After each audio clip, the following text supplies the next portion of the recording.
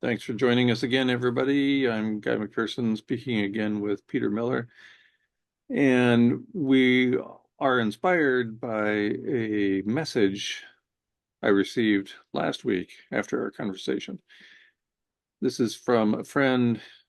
He says, managing our grief and more importantly, that of our youth is, I believe, our greatest pre-collapse challenge. Guy, if you have another discussion with Peter, can I ask that you discuss that issue directly, please? And so we are going to discuss the issue of grief, and that's going to bring up a lot of other pieces too, like what is it that we're losing? And what we're losing, according to the peer-reviewed evidence, is potentially all life on Earth. Most of us have difficulty understanding emotionally anything up to, much less beyond, our own life. So, Peter, let's start right there. What do you think most people understand their own lives? And if so, can they look beyond that to things like coral reefs, even to their own Mhm. family, to their own extended family, maybe to tropical rainforest? I mean, that's a wide range of topics, but Mhm. start us off with that if you don't mind. I think there's lots of areas that in modern culture we just straight up neglect to confront, especially when it comes to things like mental health and emotional health, things that I'm really familiar with, things that I have lots of experience with, meeting with people and seeing the patterns. I mean, there's a clear pattern when you work as a mental health therapist for a number of years that people don't know what it means to, or they don't understand the value of meeting things with understanding. Like one of the things I would often say to people is, okay, what we need to learn how to do is meet with understanding and then challenge with the facts, challenge with the truth. But like often in their life, the people that they were raised by or the people that they formed a relationship later in life, they would ignore the emotional parts of being human and try and just use the rational mind, only use the facts. So the emotional mind gets ignored, dismissed, invalidated over and over and over and over, right? And like the Grief Recovery Handbook, which is a great resource, which I've read and did a bit of reading before this video, like it totally sings my song. Like it's just basically saying what I just said when it comes to grief. People will say, you don't need to be sad. They're in a better place, or time heals all wounds, or just leave that person alone, kind of thing, while they are grieving. Like we have a series of strange myths that we have applied to emotions that are harmful. Although yes, although that's the book there, and we have these myths that we apply to ourselves that are harmful when we think that they're normal, which is like maybe industrialization, capitalism in a nutshell, the normalization of harmful stuff. That's, we've normalized Right. the mismanagement of our resources. We've normalized undermining our sustainability. And we've likewise undermined our mental health, like en masse. And people don't actually see it or realize it till they've had enough understanding or conversations with people who've studied it for years, like any given mental health therapist. So there's my contribution for the first part. Well, I can't speak highly enough of this book. This book, I completed the grief recovery workshop in person in 2014, January of 2014, and this book had relatively recently come out, the new expanded edition, 20 years after the initial one.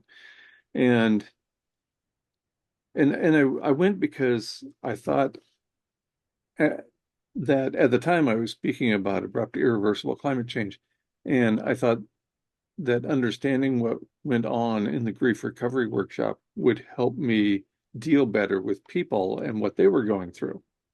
Huh. Man, was I wrong about that. It helped me tremendously. It's not about the other people. There are so many things that we didn't talk about in my family when I was a kid that we still never talk about, including when somebody's dying, that they're actually dying. We would never admit, if you grew up in my family, you'd never know that anybody ever died because we just never talked about it. And why? Because how do you finish that sentence? Why would you not talk about it? It's emotionally challenging. It's Ah, difficult to talk about, so we just don't. so yeah, it's like the emotional intensities are such that people would say, we can't possibly tread that terrain, right? We can't possibly open ourselves up to that part of being human because it might, I think people sometimes think it will annihilate them if they feel certain things, you know? Uh, and almost, I think there's this attitude like it's cruel to induce certain kinds of emotion. So if you're to open up a certain subject matter, whether it be death or other loss or parts or what we're talking about with the environment, it's taboo or wrong to talk about these things because it could induce a feeling in others that they don't like. Well, I mean, we could do that. We could just continue um, lying about what's happening, what's happened, or what's happening, or we could be brave and actually support each other in doing the hard work. Um, I think that's what we're trying to do with these videos and all types of previous videos and similar videos you've done with others, right? We're trying to create like a platform or an experience where people can be like, okay, I finally have this opportunity to feel about this subject. Right. I'm absolutely certain. This is a relatively short book. It's barely over 200 pages, and they're small pages. So it's not that difficult to read. One of my friends was a huge reader, just read everything, could talk about anything. He was unbelievably knowledgeable about such a wide variety of topics. And I recommended this book to him a few times, and he didn't read it. And he committed suicide. And I'm certain that he would not have committed suicide had he actually read the book. Mhm. And then, of course, this becomes about me because anybody who has ever committed suicide, and I knew them in any way, even if we've made two phone calls, it was my fault, Right, right? right. So it was my fault when this individual committed suicide. Okay. Right, and I mean it is absurd. I mean, and I've reflected on this before, how you could kind of scapegoat a person in that way because they have a whole childhood development and brain anatomy that you had nothing to do with. And the simply in suggesting a certain to reflect on a certain subject. I mean, there's innumerable ways we can be uh, hurt in life and saddened, and the environment is one of a billion, right? Like, Right, so, right. uh, but I mean, I think it's more noble and ethical to try and go, okay, guys, let's be brave about things. Let's not like do what the mainstream tends to do, which is try and suppress and hide and cover up the parts of our humanity that we need to explore to be stable. Like we need to explore it and talk Right, about it and say, right. I feel this and this and this and this, and it makes sense because this is what's happening, right?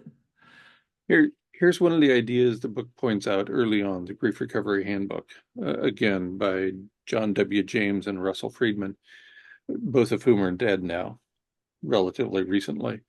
One of the things they point out is that we're taught to acquire things, not what to do with those things when we lose them, right? So this entire culture is based on us acquiring material possessions. That's just what we do. That's what every advertisement is about, is screaming at us to buy more things. And then they go on to say things to discuss some myths in this culture. One of those is don't feel bad. Never are we supposed to feel bad. Why is that? Why are we not Mm. supposed to feel? Horrible things happen to us as individuals, as a family, as a population. Why would we not feel bad about those things? It's interesting because we celebrate when something good happens to somebody, right? They won the state championship in whatever. And so we celebrate that. but if they have some sort of loss, they can't feel bad. Right. Well, when you're in a different emotional spectrum, your level of activity or maybe contribution or progress, it might be diminished for a while, right? Like you might not be engaged with your work or producing things like you normally do because you need time to work through these harder emotions. So I think it honestly is, you can tie it easily to the culture of progress, culture of materialism, Mhm. um, uh, being a competitor. Like if the whole sense of losing your edge is taboo, right? Like you lost your edge for like a week or a month because you were sorting through some emotions. And now your bottom line for the whole year or your net income is going to go down because you needed some time to be human. Like you've probably heard of the term toxic positivity, right? Oh, yes. So where we're encouraged to always find, I don't know, like always find a silver lining in the bad things or the hard things that happen. We can't just say it sucks. We have to say, well, it's good because blah. Like there's some good in it. Like, why can't we just say no, it all sucks? Like Right. for this. Right. Life sucks and then you die. Well, certain experiences, I mean, Yes, and this is, bad I things mean, happen, this but is an so interesting thing. we're not supposed to feel bad, even though bad things happen to us. Or we're not permitted to dwell there for very long. Like, you know, Right. how dare you dwell there or wallow there for longer than a week? I don't know. Well, and Because it's like, also we're told to grieve alone. yeah. Go to your room, right? Mm. Don't burden us with your grief. Why is that? When we're happy, we share that happiness with other people, and everybody seems to be okay with that. And yet, when somebody's having a bad day, you can't share that with other people, maybe supportive people in your life. Yeah. This doesn't make any sense. Uh, I can't remember this. In a way, it makes sense in a twisted way. I've talked about the concept of everyday narcissism. There was this book from Nancy Van Dyken. Mhm. And we basically, there's 5 myths in that book too. And one of them is, I'm responsible for the way that you feel, and you're responsible for the way that I feel, right? So it's not like I have to learn and grow and become mature and figure out how to deal with my own emotions. No, you're responsible for the way that I feel by the things that you say and do, and so people are like, oh my gosh, I can't like talk about that, or I can't, explore this subject because then I might make somebody feel a certain way that they don't like. So it's very backwards. Like, talk to any mental health professional. They will say you need to learn how to live with and moderate and regulate your own emotions. You need to learn how to do it from within. It's Right. not someone else's responsibility, right? Like, but if you check out that book, Everyday Narcissism, Nancy Van Dyke, and she explains it very well, um, about how it's a cultural phenomenon to internalize these. There's 5 myths. Um, I can't remember the other 3 exactly, but they are similar in terms of not learning how to be human with your emotions, not learning the skills for that, and then like sort of projecting the blame onto others. It's quite bizarre. It's not narcissism like in the DSM. It's a different concept. Um, Mhm. Although it's similar, it's somewhat similar in the sense that you could say everything revolves around me, like like everything that happens is people are doing it to me, or they're supposed to serve me in a certain way. Like they shouldn't talk about certain things. Hence they might upset me. Right. It's all somebody else's fault. Yeah, Right. right. So None of this is on me. it dismisses the idea of individual responsibility for emotion, or that you need to get those skills to be healthy. A So couple of yeah. related topics that are brought up in this book, the Grief Recovery Handbook, are replacing the loss. So if you have a dog that dies or a cat or whatever, a child, then you just are supposed to replace the loss. That's one of the myths that we can actually replace a loss. Yep. And another one is that time heals all wounds. Um, Hmm. I was at the workshop with Pauline in January 2014, the grief recovery workshop, and they asked that when we break into small groups, you not be with somebody you know. So I'm in this small group and we're talking about how time heals all wounds or not. And I look over and Pauline is crying. And her mother had died 24 years earlier.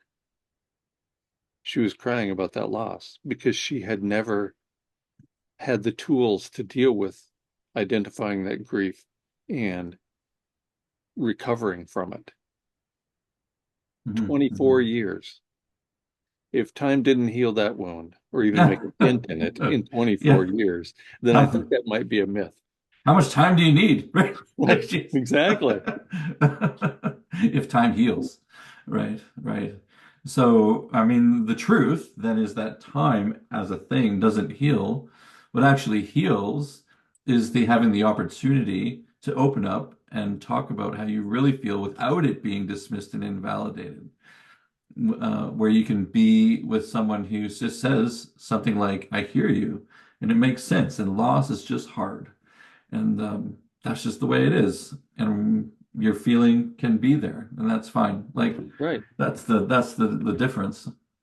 Right. Yeah. We feel. We are emotional animals.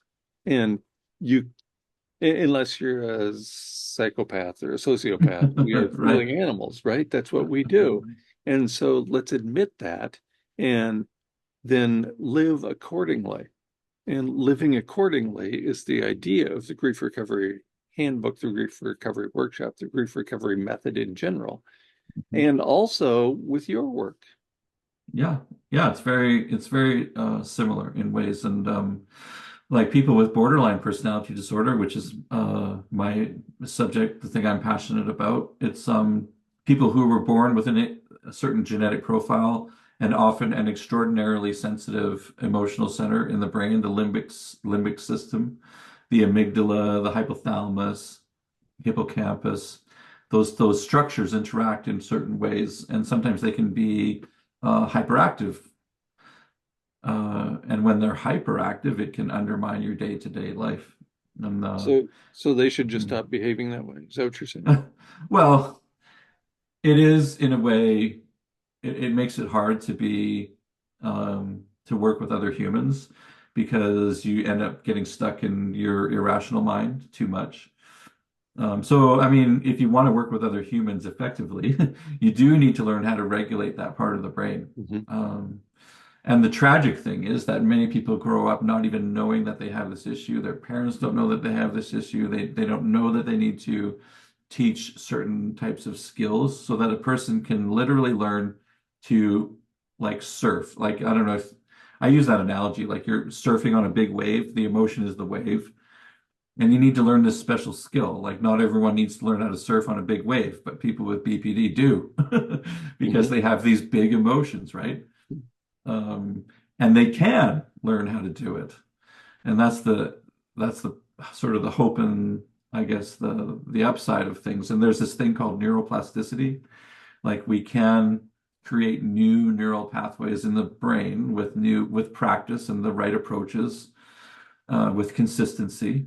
Um, we can learn how to regulate that part of the brain and not get stuck in the being overly emotional. You need to be able to balance emotions and logic. I mean, it makes sense, right? Oh, yes. In DBT, they call it wise mind. So And you want to have a what's nice DBT? balance. What's DBT? Dialectical behavior therapy, founded by Marshall Linehan. So she's one of the primary experts in borderline, and she talks about this thing called wise mind. And so you want to be able to, regulate the emotions better so that you can have more access to the rational mind, and you can have a nice blend of the two, so that you're not overly emotional, you're not overly cold, logical, right? Like Spock, right? Like you want to have a nice balance, and it takes a while to establish that and figure it out, but it can be done. So, and you can access my course to learn how to do that, I should say, called Free BPD Course. It's at freebpdcourse.com. And I'm actually adding some new bits and pieces to it lately because I started up my Smarter Than BPD podcast, where I'm sharing some more knowledge and experience there. You can access that on the main streaming platforms. And I'm adding links to certain chapters in the course of the free BPD course. Mhm. So And there you and go. is there a connection to your podcast from the freebpdcourse.com? Is there a connection? Yeah. Well, Do you have it listed in there at freebpd course? oh, well, yeah, I have actually at the top of every lesson module, there's a link to if you want to access the podcast. Okay. And I'm also doing a newsletter for each podcast. So like I will go back and listen to my podcast and go, oh, I should have said this better, or I should have added this. And then I put that in the newsletter. So if you want to learn even more, sign up to the newsletter, which is available. The link is at freebpdcourse.com. Excellent. Yeah, so I mean, but there is definite links between grief work and other mental health struggles, and we're dealing with the same societal obstacles and Mhm. mythology. We're up Mhm. against the same thing, um, and I mean, being in an industrialized world, I mean, why? What would be your first thoughts on why we have these myths that we are indoctrinated with? What is your first thought there, Guy? Because they make it easier, emotionally easier for us. If these myths actually were reality, then there's Hmm. a whole bunch of things we wouldn't have to deal with that we could just put out of our minds. Oh, that's not for me. Right. And then go back to work, for instance, right? Right. Yes, absolutely. It's all about working. It's all about making money for a few billionaires. Yes, anything that interrupts the process or the like from what I'm gleaning from like new technological developments, it's almost like they're trying to make things more streamlined, more efficiency, right? Make transactions happen faster and more efficient so that it's like there's a nonstop stream of money going in a certain direction, right? Anything that interrupts that is something that probably will be frowned upon. Years ago, I decided that the motto for industrial civilization was must go faster. And so I kept looking for images of must go faster on the web, and they all led to the same thing. There's Jeff Goldblum in the back of a pickup truck, and a dinosaur is coming at him. This is from the original Jurassic Park, and he is yelling, "Must go faster." That's not Right. what I had in mind. Like greed is a type of monster, isn't it? I mean, it demands faster, faster, more, faster, more. And I think that's the aim and the goal of the top tier or whatever, the most powerful, financially powerful people. They want faster, more, more, more. I guess because their whole concept of self relies on this infinite growth and infinite like false confidence. Yes, they must have more privilege than the other billionaires. I'm absolutely convinced that's the goal. The billionaires are fighting for more privilege. Yeah. Oh, And I think that is that's the sickness. One of the worst sicknesses is to be infected with that level of greed, I think, because you get into that sociopathic, psychopathic mindset where that's all that matters, right? Other people don't matter. Anything that happens environmentally doesn't matter. Like all that right, matters is that like my bank account grows. right. Um, and And anything and it's just a cost of business, whatever happens. to what end? To what end? What can you do with billions of dollars that you can't do with millions of dollars? I will never find out about either one of those, by the way. It is the ultimate irrationality because once you have a certain amount of money, you don't need any more. Right, You just don't right. need any more. Like, why do you have to have, if you have 1 million, why do you need 10? Like, I still don't get that. Like, it's all just status, isn't it? Food, water, shelter, the ability to heat and cool ourselves. That's about it, right? Like, you hear of some celebrities or other figures where they've accrued so much money that it would last for generations. Their whole, like, their posterity for like 10 generations could live off of it. Like, how is that sensible in the slightest? I just don't get it. And to me, that is true madness. If you think that you need more than what you need. Right. Must go faster, must have more. And it all comes at, and it's another level of the madness is that you're screwing yourself in the end by saying this is the best way to be human.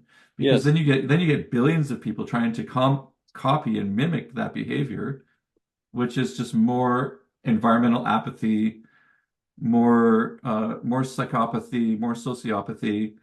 And who pays in the end? Mostly Earth, right? yes, absolutely. The idea that we have to have more of everything, that we must go faster than our neighbors, that doesn't make any sense. Is anybody really happy as a millionaire, as a billionaire? Yes, you have access to more privilege, but at what cost? Like if you really thought it through, you'd be like, okay, we're going to deplete the freshwater resources, right? We're going to undermine marine biology. We're going to um, we're going to destroy the parts of the ozone. I don't know, like how do those things get ignored? Right. Well, they get ignored because somebody makes money off us doing those things, right? We destroy the planet, and that comes at there's an economic gain to be had by somebody. But it's just, isn't it strange how a person doesn't say, okay, I can do this for a while, but eventually it's going to kill me. It's like what an addict would do, right? Like I can do this for a while, but eventually it's going to kill me. Like that's the madness of addiction, isn't it? Yes, we're all addicted. We're all addicted to this set of living arrangements. We're all addicted to must go faster, must have more, right? Like I mean, I think some of us have the courage to like see it for what it is, but absolutely. we're still sort of stuck in it as a way of being. Yes. Because of the aerosol masking effect, for example, we can't just walk away. Hmm. I tried. Hmm. It didn't go well. Yeah. Well, I mean, it was, what do you call that? Maybe a bit grandiose, but your motivation was from the heart. It was from the heart, right? Yes. Yes, it was. So, I mean, I can appreciate it on, in that way because you wanted to help, Yes. not harm, really. I wanted to do what everybody at the time said they wanted to do. I wanted to save the world, Hmm. right? Everybody talks about how are we going to save the world? What do I need to do? So I did it. That was stupid. Well, I And guess it the didn't save bottom anything. It didn't and save anything. Mark Zuckerberg is still out there. Warren Buffett is still out there. All these, you know, yeah, billionaires are still out there scrambling for the next dollar. and you didn't learn about aerosol masking and tragically until a bit later, right? That's right. And so, I mean that, and maybe we should add that as sort of a where you can focus your grief, really, because the aerosol masking effect is it, isn't it? Like for grief when it comes to environment. Because Yes. what does it mean for all of us? I mean, if you were to put it in a nutshell. So at the same time, industrial activity produces those greenhouse gases that we've all heard horrible things about, right? We produce greenhouse gases and those trap the heat that we generate through burning fossil fuels, for example. Now, At the same time, industrial activity produces those fossil fuels and therefore produces the greenhouse effect. Industrial activity also produces these small particles called aerosols. They go up into the atmosphere. And those small particles act like little mirrors that reflect incoming sunlight. If you reflect the incoming sunlight back out before it strikes Earth, then Earth is not going to warm as a result of those trapped greenhouse gases warming the planet. So the aerosol masking effect is that set of small particles going up into the atmosphere and stopping the incoming radiation from heating up the planet to begin with. And this is huge, by the way. In an open access peer-reviewed paper in Nature Communications called Significant Underestimation of Radiative Forcing by Aerosol Cloud Interactions Derived from Satellite-Based Methods. Whew, that's quite a handful. And written by Jia, that's spelled G-I-A, and colleagues. They found that by accounting for previous sampling biases, the magnitude of the aerosol masking effect increased by 55% globally. So if we get rid of aerosol masking completely, if we stop industrial activity sufficiently to cause loss of those aerosols, then the heat increases by 55% globally, 133% over land. Let's say that we're now at 2 degrees C above the 1750 baseline. We're actually a little higher than that based on a few peer-reviewed sources. So let's say we're at 2. We increase that by 133%. That takes us up to 4 and a third of 4.67 degrees overnight. Very, very quickly. According to James Hansen, those aerosols fall out within 5 days or so. 5 days. And so that's a tremendously rapid rate of environmental change that poses a great existential threat to our species and actually to all life on Earth. So this is a big, big deal. And had I learned about it before I left active service at the university, I would not have left, period.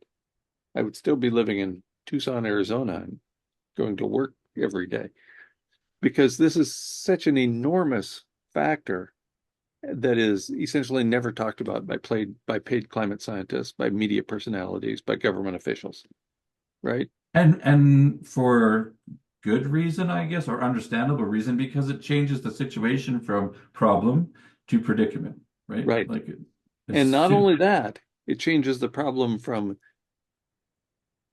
we can't fix it, thus predicament, to or rather, it changes the problem from you have to reduce greenhouse gas production. You and I, the masses, have to stop burning fossil fuels. It changes it from that to there's nothing you can do. right. There's nothing the I, masses can do to fix this problem. We're I just had I had this twisted image in my head as you were explaining all that. I was thinking of it like a true addict, like say like a crack addict.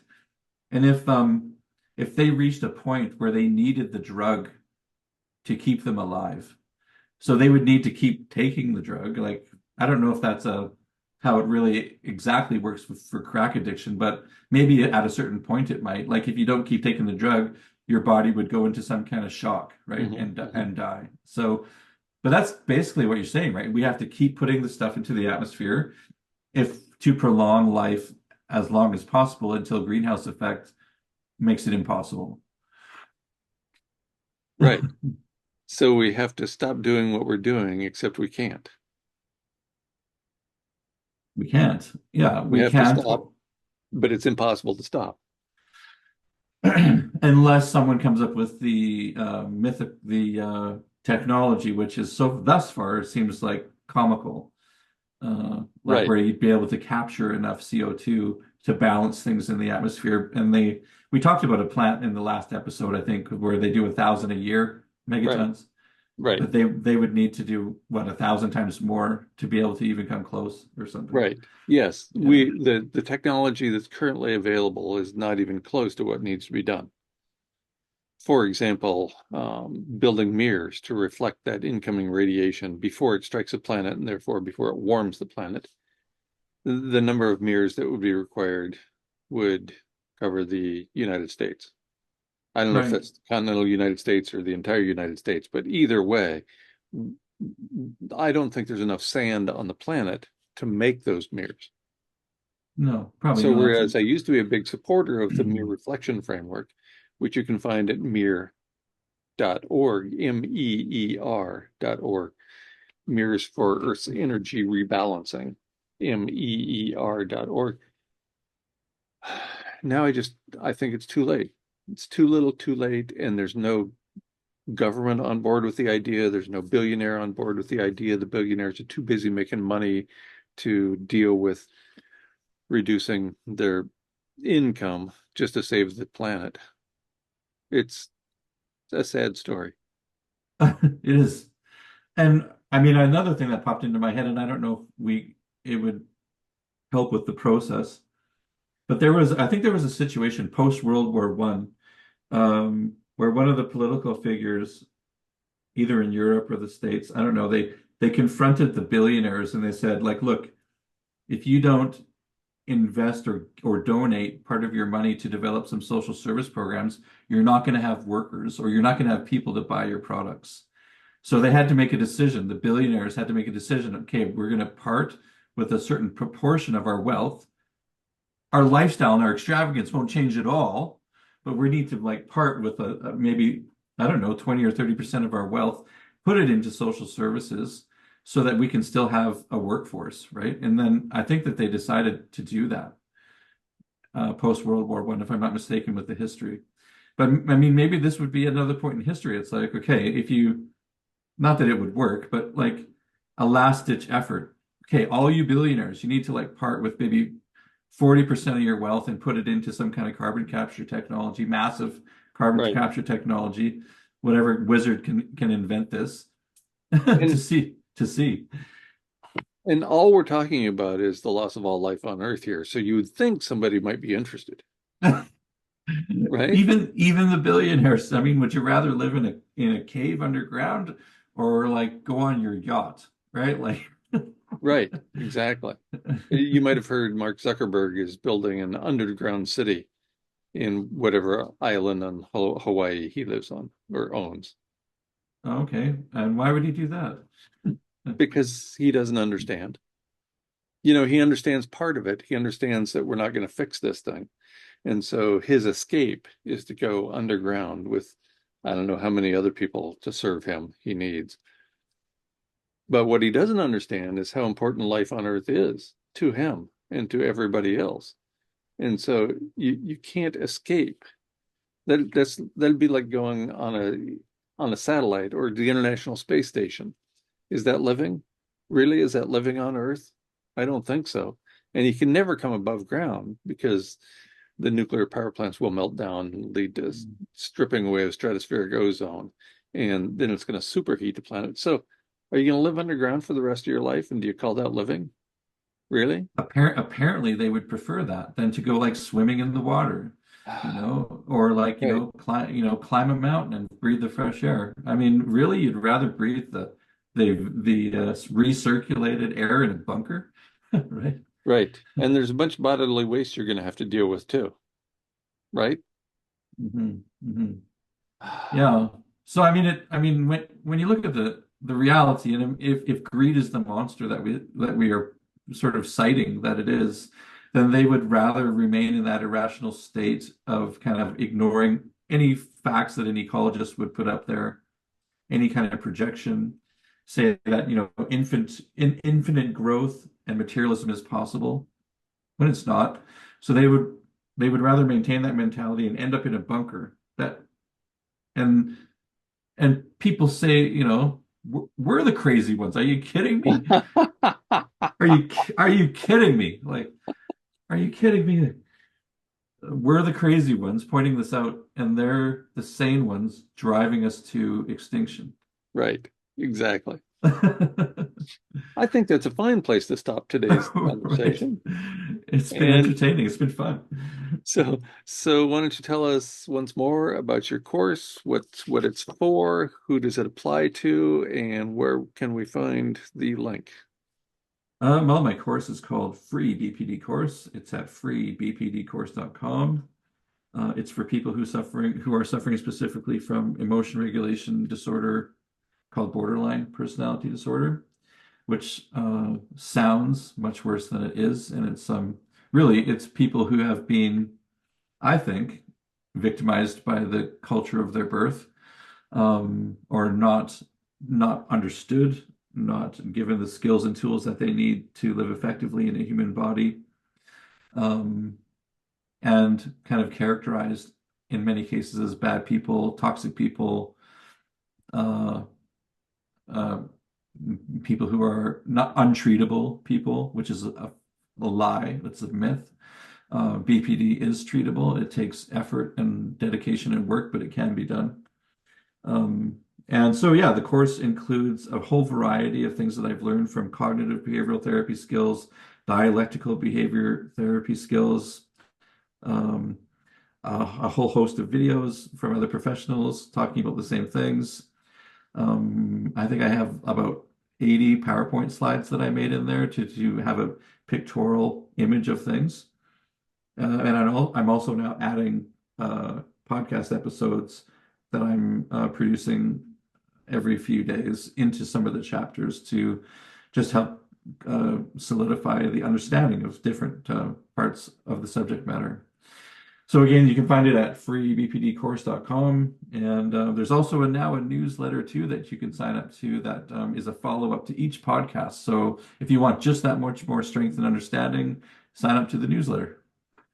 And we can go to freebpdcourse.com and check it out, right? That doesn't mean we're signed up or we're going to get a bunch of Oh spam no, or anything no, like that, no, right?